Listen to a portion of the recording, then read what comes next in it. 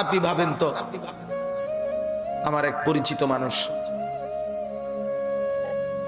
একতলা বাড়ি করছে ঢাকা, 4.5 কোটি টাকা খরচ করে, শুধু একতলার মধ্যে খরচ করছে। কিছুদিন আগে ইন্তেকাল করছে। ছেলেরা, তার গ্রামে জানাজা হবে পরের দিন দুপুরে।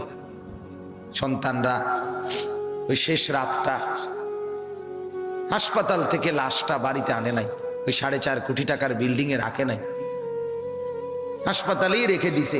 পরের দিন ওইখান থেকে অ্যাম্বুলেন্সে করে এরপরে গ্রামের বাড়িতে নিয়ে দাফন কাফন করে দিছে। এখন এটা তো করোনার কালে নাই, এখন ইদানিং 10-15-20 দিন আগের কথা। কি সাজাইলেন, কার জন্য সাজাইলেন, কি বুঝলেন, কি ভাবলেন? আপনি ভাবেন। এজন্য কবর প্রতিদিন বলে